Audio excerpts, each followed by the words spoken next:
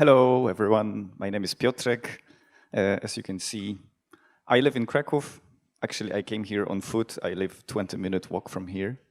I'm an ex-developer, Scrum Master, manager, and currently in a training business. So as Gosia said, I try to help people be more productive. Productivity means various things to various people. For example, you want to have more time for your family. That could be productivity for you. Or productivity could be about having more time for your own development. Or productivity could be about having more sleep. So many people understand it differently. But I could ask you, is this conference productive for you?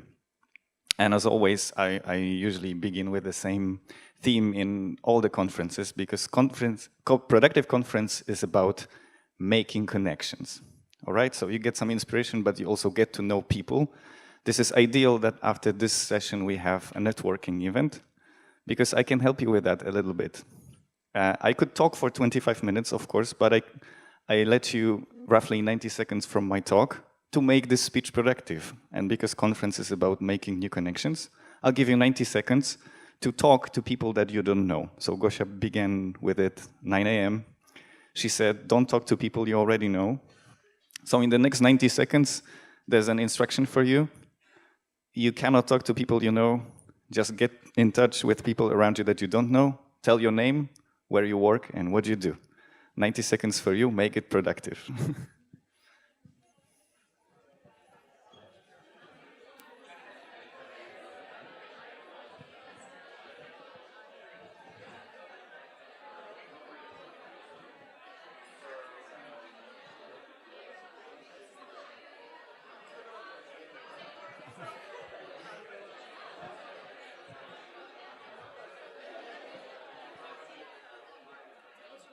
Potrzebuję wodę i swój telefon.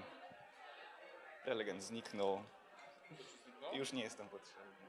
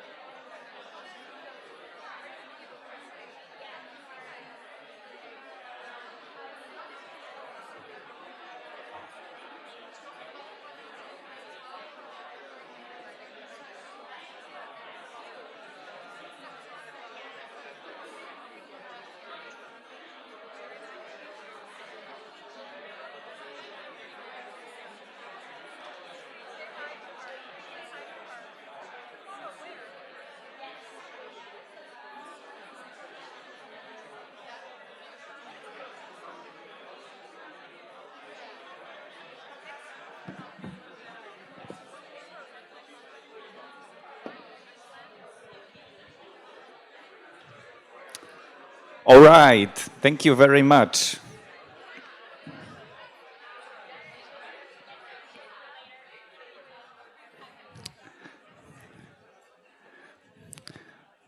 Thanks. So the productive part is done. If you stay, I think you can have right now a few more connections. So let's talk about productivity, maybe some history first. And let's begin with, some of you will smile because you're from that time in history that I am. Maybe some of you remember this. Yeah. 16 years ago, I bought my first modem, 33 kilobits per second, which is roughly 4 kilobytes per second for like 6 or 12 minutes a day. Imagine an internet today, 4 kilobytes per second for 12 minutes a day. I don't. Maybe you remember this. Can you guess what's the year of introduction of this phone? You're close, but it's 2000. And maybe you know this phone. A year of introduction? 2007. So iPhone has 10 years, and actually 11 years ago, people didn't have smartphones. We didn't check email when we were waking up and stuff like that. We didn't have mobile internet. So world is rapidly changing. And so we we're really bad at organization, and we need to learn fast how to organize ourselves better because our brain explodes with distractions. So let me go through some hints that I learned through my experience. For the last 2 years, I've been doing training and consulting for companies, but also for managers. And so I do training sessions like this one you can see. We played board games where people physically spend their time on activities that help them understand some things. So this is like online classes. Roughly 700-800 people went through them already. And then I do online courses like Produktywni.pl, where we try to develop habits. So we work like 10 to 15 minutes a day, but for a longer period of time, like 30 days. And I have roughly 400 people went through the online courses. So I have data from over 1,000 people, and they give me a lot of feedback. So I'd like to share with you in 16 minutes what I've learned and how I saw patterns and what I've seen. So imagine the question like this. It's, are people systematically planning implementation of priority goals? Imagine that you have 10 fingers. I hope all of you have. And then one finger is 10%. Can you tell me how many % of the people say yes to such kind of question? So are you systematically planning implementation of priority goals? What do you think? Yeah, you're pretty close. Actually, 8%. So my goal is to put you and many people in this. So 92% people are not people. AI is coming. They are not doing systematically. They are not planning, or they are not implementing. So planning is like an abstract activity. But this planning is not about priority goals. There are some goals. So any one of you have kind of task lists in any form? Good, good for you. If you organize your task list and sort it by priority, you probably have kind of a life backlog. It can be a work backlog, it can be your team backlog, or it can be your own personal backlog. And in reality, actually, it can be divided into 3 parts. But my first question is, if you know Scrum, you know there's a product owner. So if you have your life tasks, then you have a life owner. A life owner is responsible for prioritizing his own stuff. And so actually, backlog can be divided into 3 parts. The first part is something you're actually currently doing. The second part is something that is coming in nearby future. And that is a part called maybe someday. You have this maybe someday projects?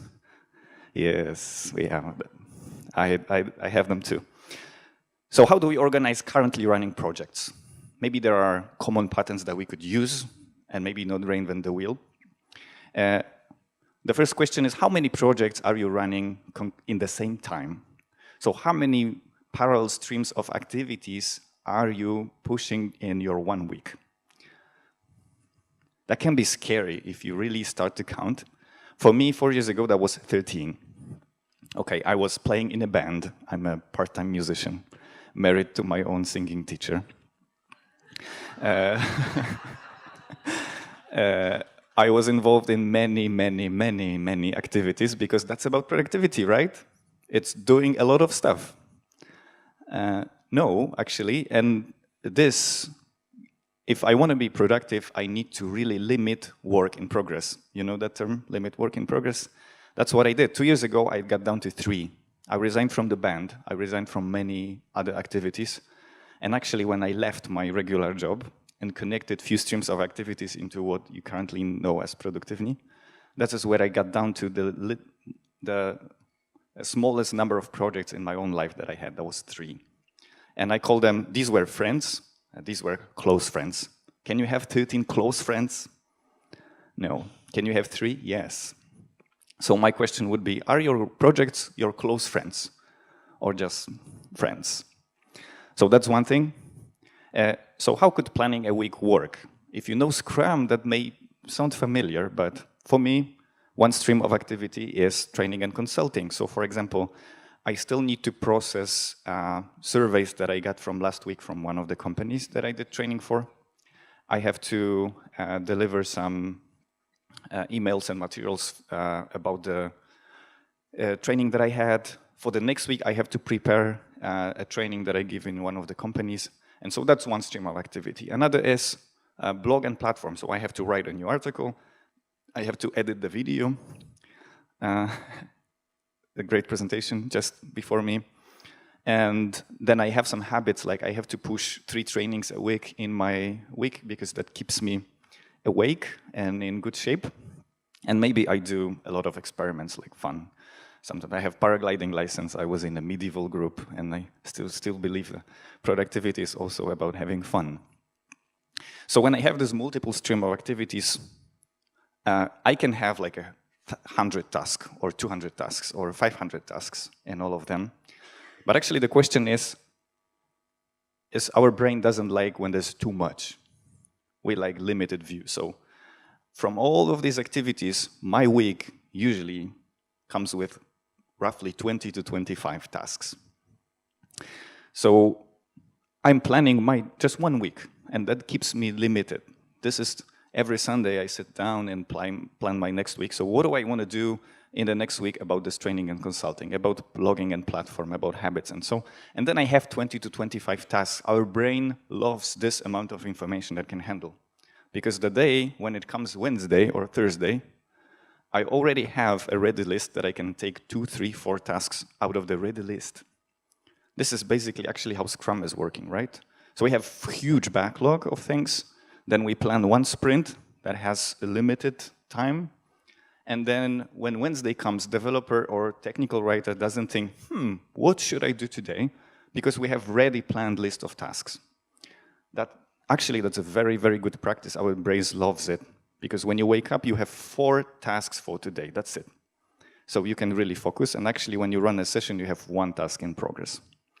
Sometimes when you see a task list of 200 tasks, your brain explodes. So that could be one application that could help you. That's called Wunderlist. I'm sorry that Microsoft bought it and decided to discontinue. I think it's one of the best applications. All these applications have the same functionality. They will help you keep deadlines, reminders, subtasks, keep priority, and then make lists. This is Asana, exactly the different application, the same functionality. This is Todoist, different application, same functionality. So projects that I'm running, a fake project called This Week with 12 tasks, and today with 4 tasks. That's my focus for today. Really recommend you that practice, especially that it works for individuals and it works for teams, and it's called Scrum. So sprint is something that will keep us limited in time, will help us focus, deliver results, and see where we got. Really recommend it. If you want to make a picture, these are 7 free applications that you could use for task management. Trello is not in the picture because Trello is not very good suited for mobile. On mobile, you can see just, usually in progress is like a 4th column, so you have to scroll to get you to do. So it's really good for teamwork, but when you have big screens. All right, let's move on then. If you have tasks that are ready for your day or for your week or for your quarter, then we have distractions. Do you deal with distractions? You take your phone sometimes and you don't know where you are? I'm guilty too. That's what I do. I install a plugin like Stay Focused or any other, and I say, if you see that I'm opening Facebook, Gmail, and LinkedIn, please allow me 10 minutes before 7 a.m. and 12. This is 10-minute limit, okay? So after 10 minutes on Facebook, this is what I see.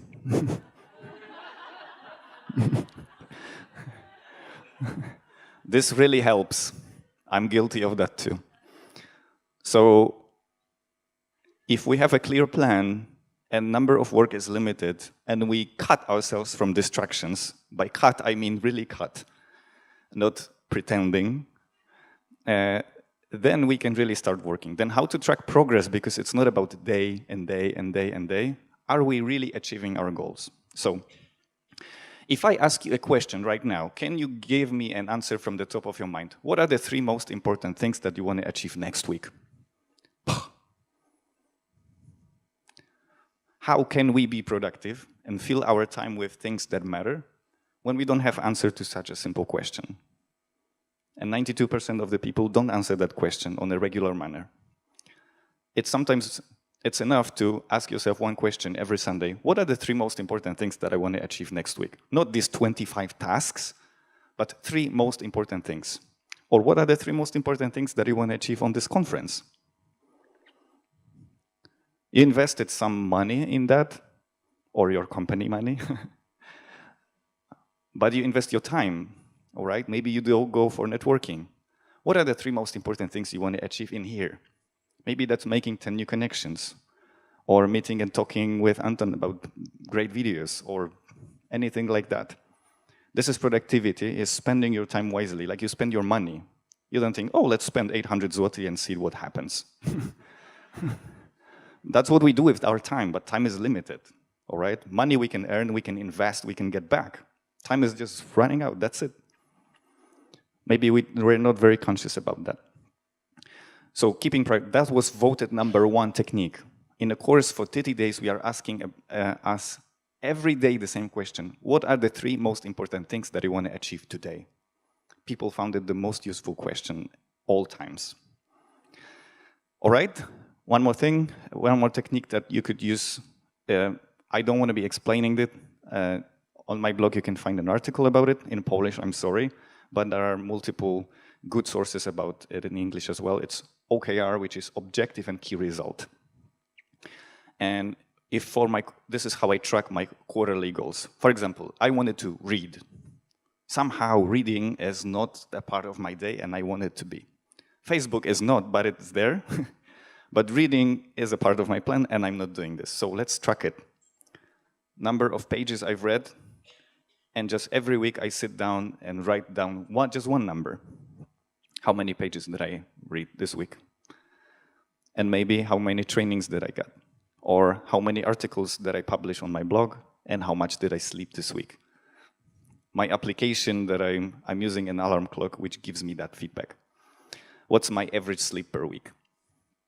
So this line, which is produced by a beautiful software called Microsoft Excel, tells me that if I keep this pace, probably this will be the target that I hit. So sometimes it looks like this, but my goal was here. So I see this being flat doesn't help. And when I see it, it keeps me energized to produce more content, which this conference is all about. So that will be techniques about organizing your currently running projects. So keep it visible, keep it very limited as much as you can. Track progress like quarterly. Quarter is the amount of time that you can achieve really good stuff. But it's not about being busy, it's about achieving some goals and keeping priorities. Even if you ask yourself today a question, what are the 3 most important things that you want to achieve by September? And if you ask yourself that question every quarter, that will be super awesome. So how do we organize nearby future projects? If you're like me, this is what you do. You have an idea and you jump in. Anyone? Yeah. We miss one very important step that we also train in our courses. We ask ourselves some stupid questions like, what's the goal? Or how do I know I'm done? Any one of you do physical exercise? Regularly? All right. And then my question would be, why do you do this? What's the goal? What do you want to achieve? How do you know that the sport and the activity that you're doing is the best way to get to the results you want? Probably running in Kraków will get you die sooner than not running at all, because of the air pollution, for example. So if your goal is to be healthy, don't run in Kraków. You can do hundreds of things, but not running.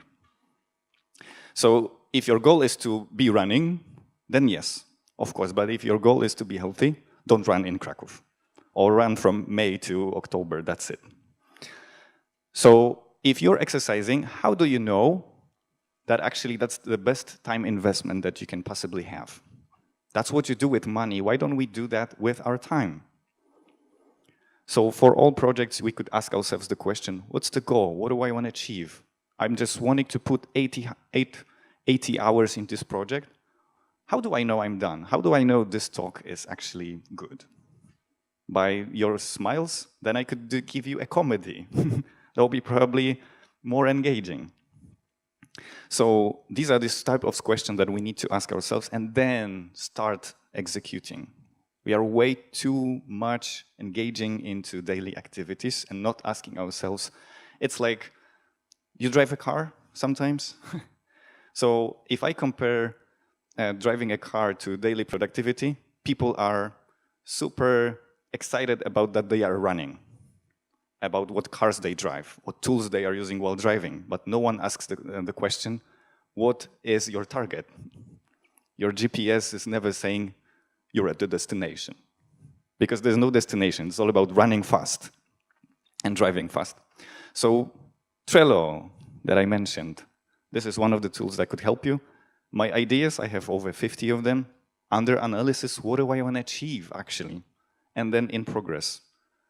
So plenty of ideas. If I have an idea, I just put it there and forget it. Because there's a moment that I started analyzing it. I'm about to buy a flat or a house. What do I want to achieve, actually? What's the goal? And then I have to tell you that 60% of the projects go from here back here. Because I realize it's not a good time to run this kind of project. I'm not ready yet. Or there's a cheaper way of achieving that. For example, instead of recording a podcast, I'm here. Because for me, podcast achieving the same result that I'm getting by standing in here and getting to know some of you at least. But it's way, way cheaper for me to stand in here, give you a presentation, get your smiles, get to know you in the afternoon, rather than releasing a podcast that have 100 of listeners. All right, and so then I have in-progress stuff. And how do we run maybe someday projects? We don't. We shouldn't be. If my plan is to do a road trip from East Coast to West Coast by a camper, I could fantasize about it today and still not engage in my daily tasks, all right? But we have tools to keep notes, like Evernote, like Google Keep, like Microsoft OneNote, which are optimized for taking notes. So for another year, I'm taking notes because my friends are talking about camper trips. I have read an article about that, and so I'm taking notes. And the day that I'm ready to start this project, I have plenty of articles about it and information and prices and stuff like that. That's it. So currently running Execute. For nearby future, we have to decide and plan, and then we have to gather materials for this maybe someday. And one more thing is, what tools are unable to do for you? There is no tool that will tell you, I think you want to achieve too much this week. Or, why are you actually doing this? I think you're too busy. You're not productive because you're doing too much. There is no tools that will tell you that. So that will be my learnings, key learnings from my programs. And if you want to know more, you can visit me on Facebook. It's all in Polish, I'm sorry. I think my Facebook is roughly 980 likes right now, so you can help that reach me 1,000 even today. And I'm regularly blogging, and there's a lista which I send regularly updates about what I do, where you can meet me, or materials for planning and taking notes and stuff like that. Thank you very much. Thank you, Piotr. Guys, questions. We have some time for questions. Do you have any? Oh, question. Oh, okay. Question there. Okay, thanks for the presentation. That was really, really cool and a lot of thought-provoking points, I think. One problem I do have, I'm not very good at making plans, but sometimes I do it. And especially at work, I have the problem that I have these great plans, and then I come to work, and then I get a couple of emails, and it says we have an urgent issue, do this, do that, and suddenly at the end of the week, I realize all that cool stuff I planned, I haven't touched anything because I've been driven by ad hoc issues that, you know, people above me that are very important for the business. So how can I deal with that when there's basically outside influences ruining my plans when I do have them? There's only one solution I can think about. First is realize that your time is limited, all right? Your day have 24 hours, it will have no more. People don't realize that. So if you add one more activity, something gets pushed out.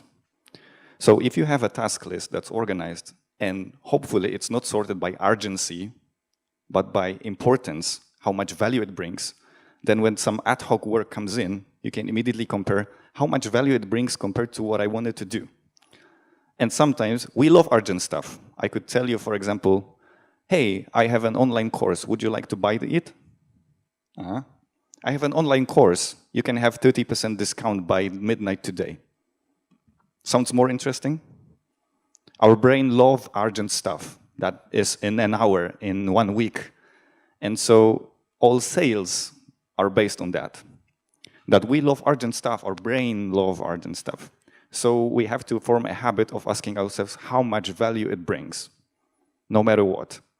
So when urgent stuff kicks in, our first habit is, ooh, I think that brings 10 times less value than these 5 top tasks.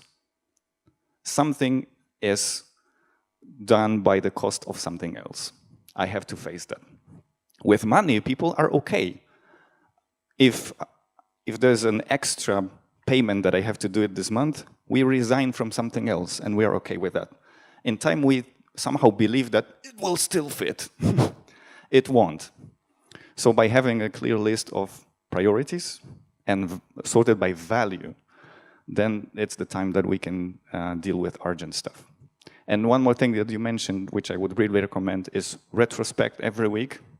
Because if every week you see, hey, this is a 4th week in a row that 60% of my plan was just urgent stuff with no value, then you start thinking what I can do about it. And if you do it 20 times and you have no clue what to do about it, then change your job. Sorry. I hope that answers the question. That's what I did. Okay, we have some more questions, right? There was one up there, and we have one here. Okay. So there's one here as well. By the way, I love if we compare money to time. Imagine I'm putting my year of time into an account which will give me 4% a year. That means I will get 2 weeks extra time. That's not possible. We can invest money, we can earn money, we can do a lot of things with money, but we can't do that with time. Time is exactly limited to 24 hours a day. All right, sorry. Rather than I have a question, I have an answer for you, I think. Right. Because have you heard about the Pomodoro technique? There's a technique that helps you to focus on the one thing at the time.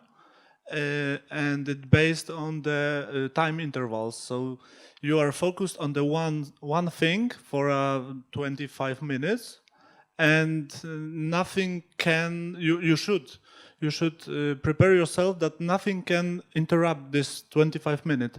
After that interval, you probably can read your emails, do your stuff, and so on. And it's not difficult to wait that 25 minutes, I think, with the answer for that email.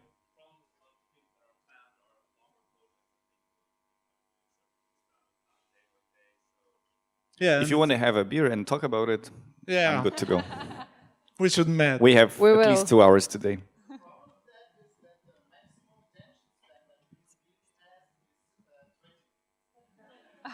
It can be customized, I think. And when I do... Yeah.